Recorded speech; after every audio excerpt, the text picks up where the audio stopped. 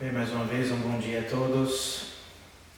Gostaríamos de agradecer também a presença do reverendíssimo Padre Hector Romero, que também é professor aqui no Seminário São José e já nos acompanha há alguns anos no nosso trabalho e também colabora conosco. Hoje vamos falar sobre a formação sacerdotal. Muitos perguntam, escrevem para a gente, sobretudo jovens vocacionados, as vocações, perguntam como é o processo de formação no Seminário São José, ou o porquê do Seminário São José, se podemos falar um pouco sobre o seminário e também a formação intelectual dos futuros sacerdotes. Porém, antes de começar a falar sobre esse tema, alguns avisos importantes.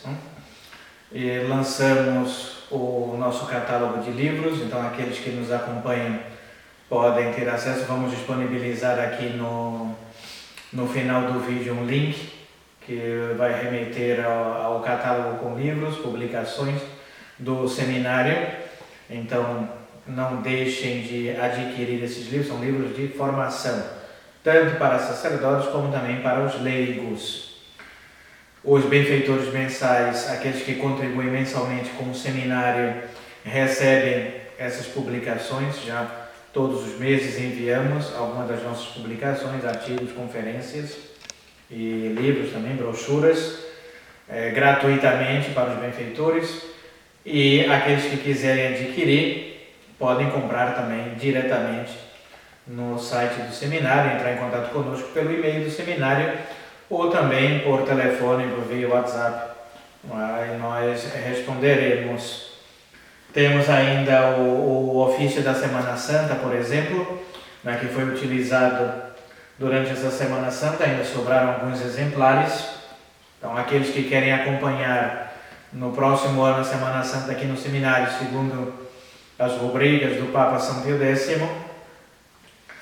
a Semana Santa dita tradicional, sem as reformas, feitas por Monsenhor Bugnini.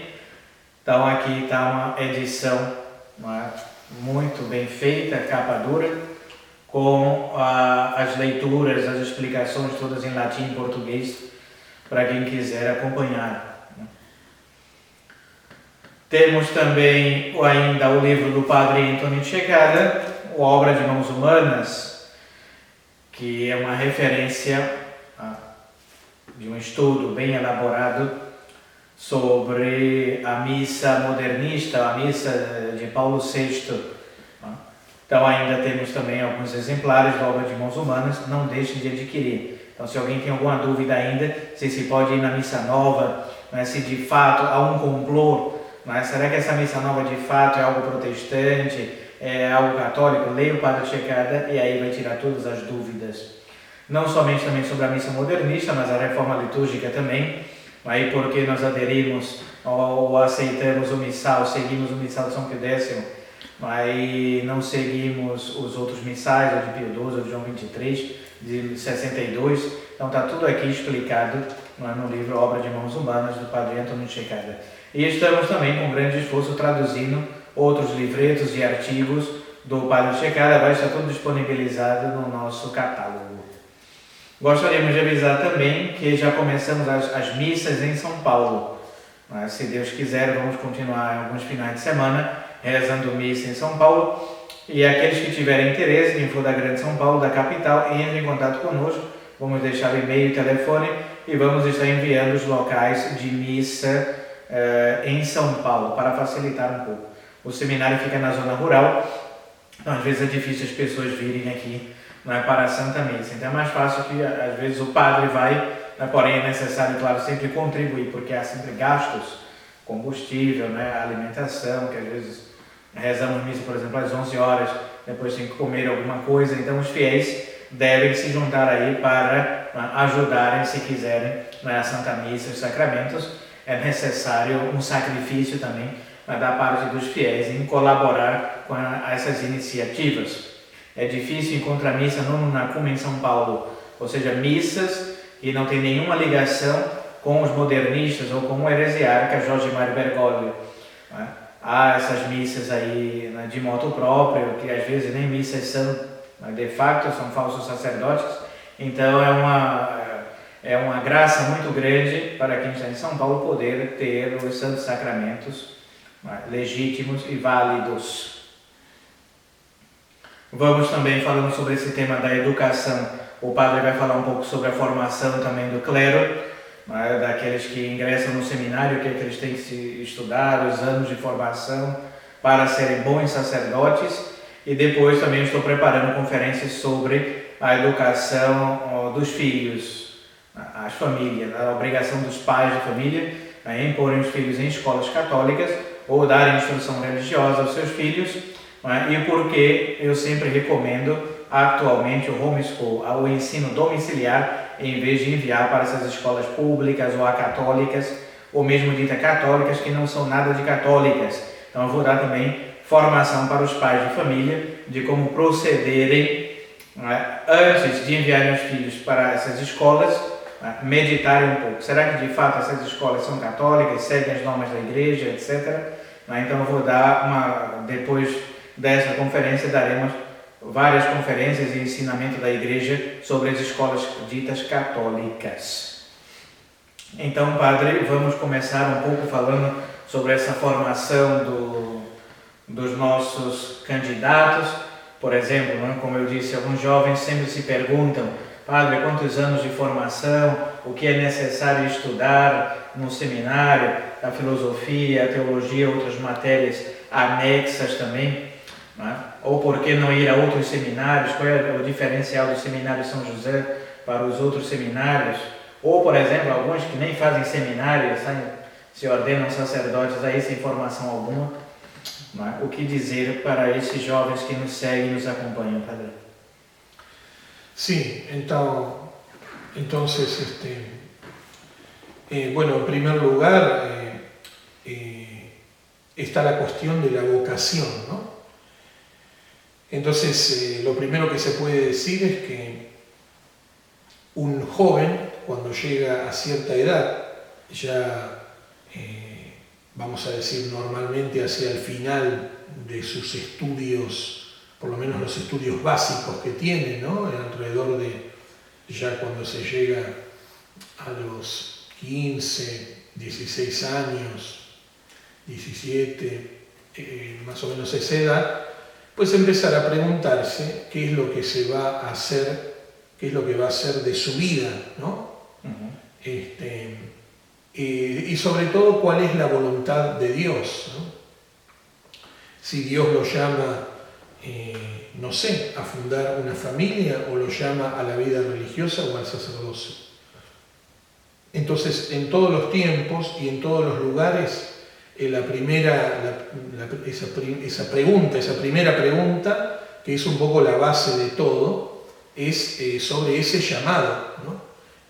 San Juan Bosco, Don Bosco decía que muchos jóvenes, incluso hablaba de prácticamente la mayoría de los jóvenes en su época, prácticamente decía eso, estaban llamados, pero lo que pasa es que no responden, no respondían, no se preguntan, o hacen más bien lo que ellos quieren, el gusto que tienen, o la inclinación de la familia, ¿no? Quiere hacer una carrera, Entonces hay pocos a preguntarse si tienen esa, que es la principal de las vocaciones, ¿no? La vocación religiosa, si Dios lo llama a la vocación sacerdotal. Entonces eso es lo que debería pasar, ¿no? Deberían preguntarse estos jóvenes acerca de la vocación. Y también preguntarse, rezar, frecuentar los sacramentos usted mencionó, ¿no? Sin contaminación con los modernistas, válidos, lícitos, seguros, y el consejo no solamente de su familia, ¿no? Sus padres, que si son sobre todo padres católicos, sino el consejo también, ¿por qué no?, de un buen amigo, pero sobre todo el consejo de un sacerdote, de un buen sacerdote. Eso es un poco el camino, ¿no?, que debería seguir un joven católico. Y por supuesto que no, desgraciadamente no pueden ir a los seminarios de las diócesis, porque van a perder la fe en los seminarios de las diócesis, ¿no? Y van a ser formados para un culto y una doctrina que desgraciadamente es la del Vaticano II, pero no es la de la Iglesia Católica, ¿no? Entonces, eso es básicamente lo que podemos decir. Y cuando uno quiere seguir la vida, la vocación sacerdotal, tiene que entrar a un seminario, en un buen seminario, en un seminario católico, que los hay, y seguir un programa de estudios. Dentro de ese seminario, si es un buen seminario, se sigue un programa de estudios que está descrito en las leyes de la Iglesia, en particular, por ejemplo, en el derecho canónico, ¿no? Estos años donde las vocaciones, los jóvenes siguen estudios de espiritualidad, de vida espiritual, de ascética, reciben los principios de la vida espiritual, de la vida de oración que tiene que tener un sacerdote, y reciben también, son educados en la filosofía escolástica, ¿no? Con las diferentes disciplinas de la filosofía, y luego, por supuesto, la teología, la dogmática, tanto dogmática como moral. Ese es un poco el programa que hay en un seminario, además de toda la vida, digamos, de comunidad, la vida de regularidad, con los oficios litúrgicos, ¿no? de las horas canónicas, que algunas de las cuales son en los seminarios, en un buen seminario, hechas, rezadas en comunidad, ¿no? Así que básicamente es eso, digamos, lo que debería ser un joven y un poco lo que constituye el estudio en un seminario católico, ¿no? E foi o Concílio de Trento quem decretou essa instituição dos seminários. Antes alguns eram formados com sacerdotes, ou meio que um pouco... Claro, o sea, algunos comentadores les gusta decir que el seminario nació con nuestro Señor, cuando nuestro Señor instruía a aquellos primeros discípulos, apóstoles, durante los años de la vida pública de nuestro Señor, y por ejemplo también especialmente inmediatamente antes de la venida del Espíritu Santo, después de la resurrección, en esos días, ¿no? Previos a la venida del Espíritu Santo, donde el Concilio de Trento también dice que nuestro Señor instruyó en todo lo que tiene que ver con los sacramentos, la misa, a los apóstoles. Pero en cuanto a la institución de los seminarios, de manera más estricta, si podemos decir así, la palabra seminario viene del latín seminarium, ¿no? Y tiene relación con la semilla, ¿no? Sería en portugués la semente, ¿no? Es el lugar donde se plantan las semillas, que son las vocaciones, para que se transformen en el árbol, ¿no? De un buen sacerdote, de un santo sacerdote católico, ¿no? Y esta institución, como usted dice, padre, más bien nació en aquellos años del Concilio de Trento, ya pasada ya, digamos, la Edad Media, ¿no? Y en la antigüedad, porque en la antigüedad los candidatos al sacerdocio eran educados un poco en torno a los obispos, ¿no? En los obispados se les enseñaba las diferentes ciencias eclesiásticas, ¿no? Y luego el Concilio de Trento, que definió, que digamos, elaboró de una manera más precisa, más estricta, vamos a decir, la disciplina eclesiástica que nosotros conocemos, es un poco el creador de estos seminarios, ¿no? Según el Concilio de Trento, bueno, y toda la legislación de la Iglesia, no se puede llegar al sacerdocio sin haber estudiado en un seminario, ¿no? En un seminario católico. De eso habla el derecho también de la Iglesia, ¿no? En este contexto, y esa es la otra cuestión que tiene que ver con todo esto, en este contexto de crisis de la Iglesia en que vivimos, algunos se han sentido dispensados, digamos, de estudiar en un seminario, ¿no?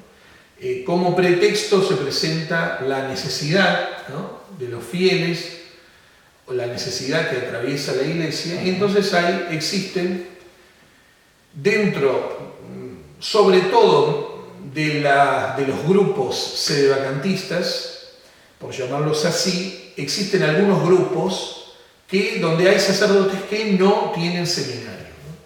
Y eso es algo grave, ¿no?, que no tengan seminario, porque es una ley, ¿no?, de la Iglesia, y no es pretexto digamos, no es pretexto que haya crisis en la Iglesia para que no se respete la ley, porque si no, con esa idea, ¿no?, cualquiera podría hacer cualquier cosa, ¿no? Como estamos en crisis, ¿no?, en la Iglesia no hay papa, entonces podemos, y no es así, ¿no? Debemos respetar al máximo posible las leyes de la Iglesia, y esta que tiene que ver con el seminario, son leyes que obligan gravemente, ¿no? Y además que la cuestión de la formación en un seminario, digamos que es una cuestión que está ligada a la salvación de las almas, ¿no?, directamente, porque cómo un sacerdote va a poder instruir a las almas, llevarlas al cielo, ¿no?, enseñarles la virtud, si no aprendió los principios de la vida espiritual de una manera ordenada. ¿Cómo va a rezar su breviario si nadie se lo enseñó cómo se hace, ¿no? ¿Cómo va a dar consejos a los fieles en confesión si no estudió de manera sistemática la teología moral, ¿no?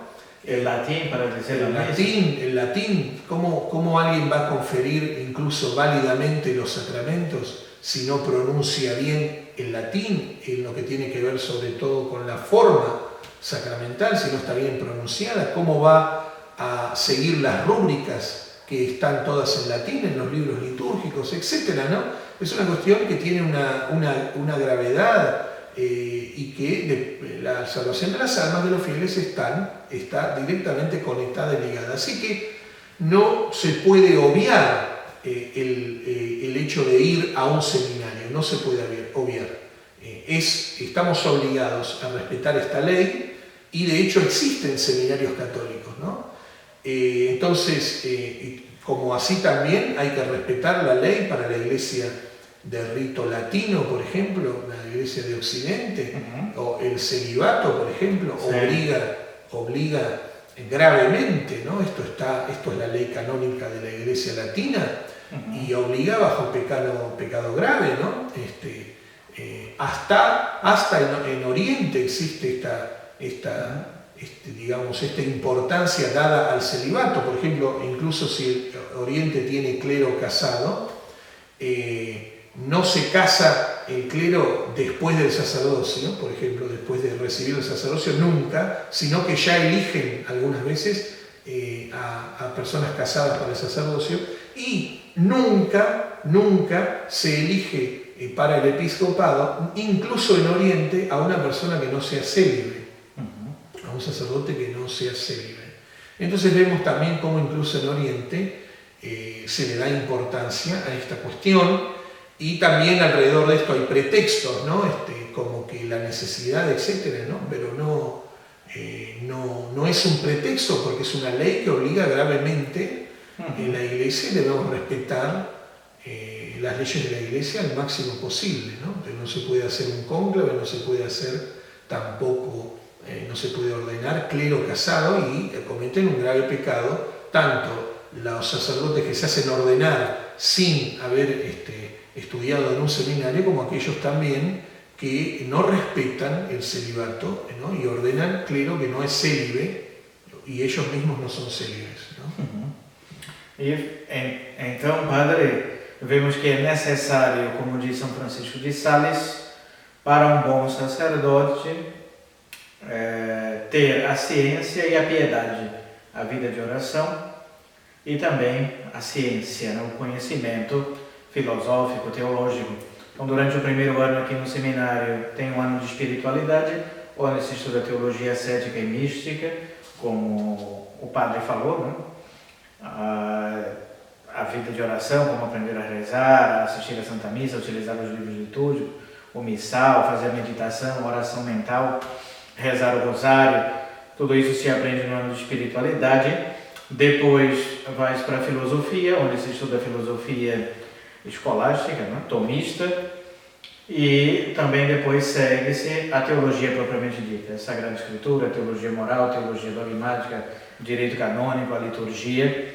Né? E também, padre, fora essa formação intelectual clássica que se dá nos seminários, o senhor acha que também é necessário ter um conhecimento da crise pela qual passa a Igreja, por exemplo, compreender que o nosso seminário é um seminário sedevacantista, que não somos como os outros seminários comuns que está ligado ao Vaticano, à Diocese, ter o mínimo de noção do que se passa na Igreja, toda essa questão da infiltração, da missa modernista, por que rezamos a missa tradicional e não a missa nova, entender o mínimo dessa situação pela qual passa a Igreja.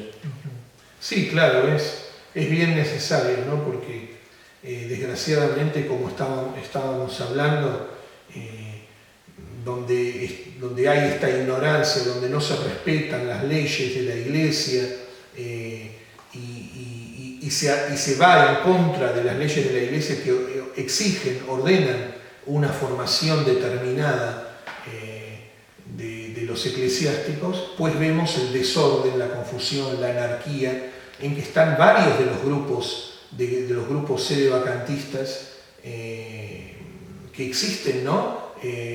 Grupos sedevacantistas, por supuesto, que también se han desviado ellos mismos de la buena doctrina, ¿no? Sí. Hablamos antes del celibato, cuántos pretextos, por ejemplo, sobre este tema, ¿no?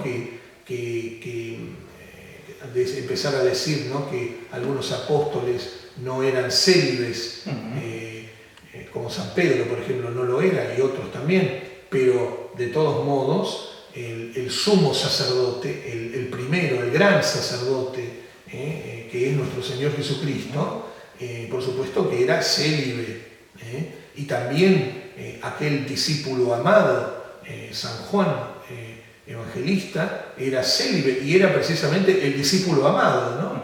El gran San Pablo era célibe y aconseja el celibato a los que se dedican a la vida religiosa.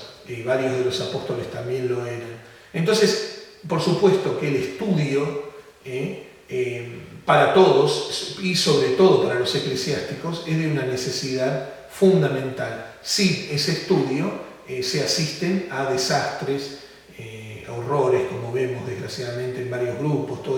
Mencioné antes el asunto del conclavismo, que sí está presente aquí y allá. El hierarquismo también. También hablé del clero que se hace ordenar por obispos sin estudio, sin seminario, sin celibato. Eso es una cuestión catastrófica, y después se ven los frutos de eso, ¿no? Los errores graves en los que están estos grupos, y los errores en que caen muchos fieles, ¿no? Con estos grupos que hay de fineitas que niegan el bautismo de deseo, etcétera, etcétera, ¿no?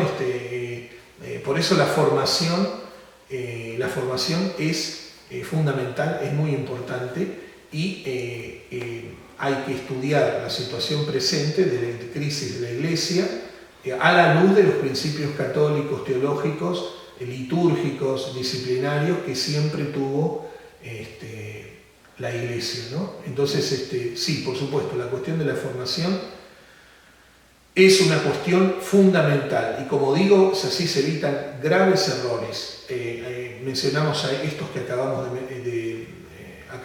de mencionar, estos errores, y también hay, por ejemplo, gente ligada a católicos viejos, a sectarios, a grupos cismáticos, hasta hay gente que cree que los sedevacantistas, o los que sostienen esta postura, ¿no? de la sede vacante, son algo parecido a los ortodoxos, porque los ortodoxos, como ellos no tienen papa tampoco, rechazan al papa, entonces parece que los sedevacantistas también fueran más o menos lo mismo que los ortodoxos, mal llamados ortodoxos, que no tiene por supuesto nada que ver con eso, pero toda esta confusión, ¿no?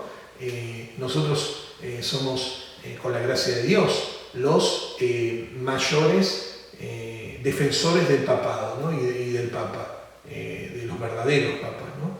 Y por eso tomamos la postura que tomamos. Pero por eso, Padre, comprender la crisis de la Iglesia en su justa medida y tener una justa comprensión es fundamental para no acabar como, desgraciadamente, mucha gente, ¿no? Aquí incluso hasta aquí en Brasil, ¿no? Ligados a obispos con poca formación, ligados a grupos que tienen también obispos de linajes sumamente extraños, ¿no? Ligados a grupos más o menos cismáticos, ¿no? Entonces, todo esto es por supuesto evitar, y se evita con verdaderos y sanos estudios, en el caso del clero, un seminario católico, y para los fieles, ¿no? una buena y correcta y clásica y tradicional formación católica. Então, aqui em Brasil, Padre, tentamos fazer um pequeno seminário. Sempre tivemos a intenção de enviar, depois de um tempo aqui, de um aprendizado da vida de oração, canto, liturgia, enviá-los ao seminário do Bispo Sembo, na Flórida, né? Porém, com essa questão de pandemia e proibição de vistos e também uma complexidade enorme para poder conseguir passaporte e visto, seguimos os estudos aqui no Brasil. Porém, existem também outros seminários que nós recomendamos. O senhor, por exemplo, conhece o seminário também do Instituto Mater Dei Concílio, o seminário também do Bispo Sembo, são recomendáveis. O que pensa o senhor também? Claro, por supuesto, estos son seminario del instituto, como usted mencionó, el Verbo Savoia en Italia, que son sacerdotes, excelentes sacerdotes y que respetamos y con el cual yo tengo una gran amistad y usted también aprecia, y los obispos católicos como Monseñor Sambor aprecian también, ¿no? El seminario mencionó de la Santísima Trinidad en Brooksville de Monseñor Sambor, ¿no? Que también es un muy buen seminario, pero esos son básicamente los seminarios seguros católicos que existen. Después, desgraciadamente, por aquí y por allá hay muchas falencias ligadas a estas cuestiones, ¿no? Están los que dije antes, que no respetan ciertas leyes, que no respetan, digamos, el hecho de no mezclarse con gente que es cismática, etc. Y bueno, estos son los peligros que existen, ¿no? O por ejemplo, la cuestión del unacum, que no se comprende bien, la cuestión del papado en esta época, ¿no? Qué pasa con el papado, que no se comprende bien, la necesidad de no ir a una misa, no ir a una misa unacum, ¿no? Ir a la misa non unacum, sin comunión con los modernistas, ¿no? Esto es importante, ¿no? No nosso seminário nós temos essa posição estrita, mas assim como a do Bispo Sembor, a do Bispo Dolan, mas de que essa recomendação de que os fiéis devem tomar parte, mas sempre nas missas non unacum, na união com essa hierarquia modernista Novus Ordo. E também seguimos a liturgia de São Pio X, não seguimos essa questão do opinionismo, de que se sabe ou se não sabe, se é Papa, se não importa. Nós seguimos essa conclusão teológica válida e certa, que não se trata de uma opinião, de uma mera opinião. Nós somos bem estritos nesses pontos.